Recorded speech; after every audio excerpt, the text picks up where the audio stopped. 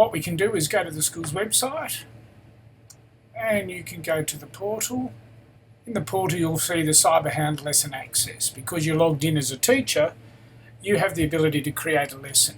So I'm going to, you can see that I'm logged in as Michelle, not myself, but your name will appear there normally.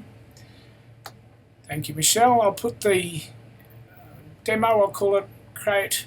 Now what I want to do is I want to add a YouTube video, a direct YouTube video into there. So I'll go to YouTube.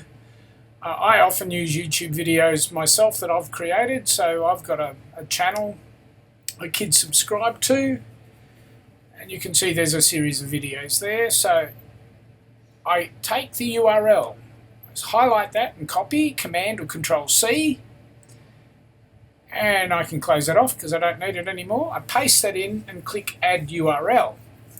But I want the kids to access YouTube generally across the thing, so I can add the domain by pasting and add the whole domain. It blacks out, the kids can't see it, but it gives them power to look at the whole YouTube, because when you're on a YouTube video you can actually see other examples of YouTube videos that are similar content, and that can be very powerful for those kids who want to see other things. I'll give you an example. You can see down on the right here there are other elements of cool and warm colours. In my experience, this means that I get a bit of credibility from the kids. Okay, so now we've got all these other, and of course they can search the whole of the domain once that occurs. You have to trust the kids a bit with that, or you don't. I can block all other access. This means they can't get access to any other website if they've accessed this lesson. And that can be very powerful. And what we can do is to make sure, and I'll demonstrate this when I go in as a student, that they can only be there. And I can also say for individual kids, I am going to let certain kids do it and certain kids not. So they have to request access. And you have to require that for them to be able to do it. And once you've set that up, you can also set the time that the lesson lasts for. You can do it, I do 45 minutes in a single period. So the student puts the code in. I'm on a lousy little netbook here. It doesn't matter, it works on anything. So he puts a code in and adds, and you can see the link is there. And when he clicks on that link, you see requested students. If you'd say require confirmation, you've got to tick that that's the student who's going to be using that. And you can see that that student then has the ability to go click on the link. Notice it says leave lesson for them, and they can get their YouTube video. And of course, because I said, and you get all the other things, so I could click on any YouTube video there because I added the whole domain, and the young person can go through and look at all those. Now, be warned with that, because they can search any YouTube video if you do the whole domain. I strongly recommend you do specific videos. But because of blocked access, if they try and go to any other website, because they've registered for the lesson, if they open a new tab, if they open a new browser, they can open up a different browser. You try and put another website in there, it will say you're denied because of the lesson code. You can't get in. And they can't. So they go, oh, I'm clever, I want to get... Now, one of the problems with this, of course, it won't let you get to any external website. So our school website you can't get to.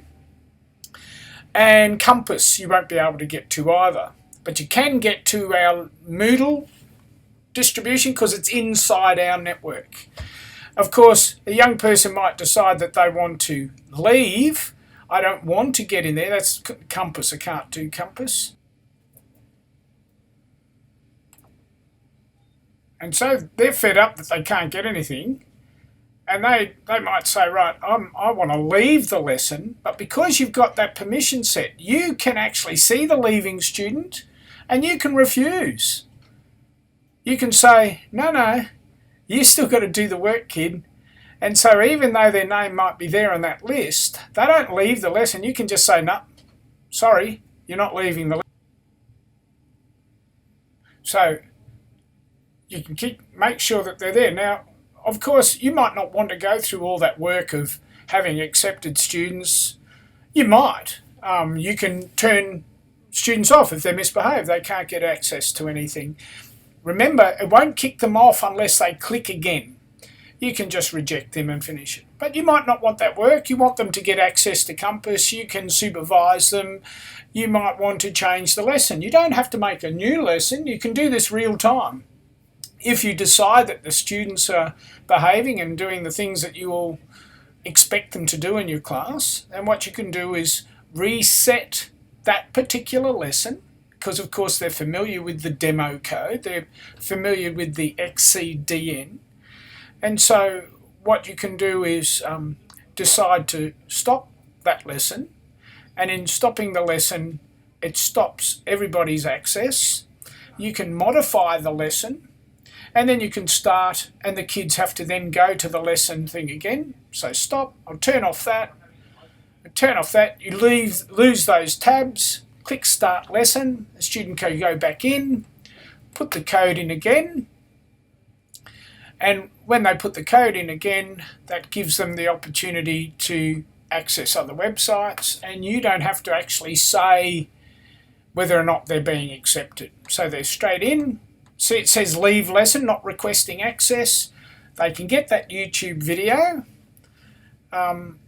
You can see that the YouTube video works, but they can also get Compass, and of course they can get our local stuff, and they can get any other. They can get the college website as well. They can get all sorts of external links. But that's for you to manage. This gives you an opportunity to designate who gets access, designate who uses, and you can see those students who are using the lesson by going into the portal. And it shows you, you don't have to click on it, just shows you who's accepted that. I strongly recommend you think about planning this as part of your instruction. It gives us an opportunity to control where the kids are going, but it also gives us an opportunity to start using an extraordinary resource effectively. Our role as educators, of course, is a curatorial role often, and this is a great opportunity. Don't hesitate to contact me if you need any help.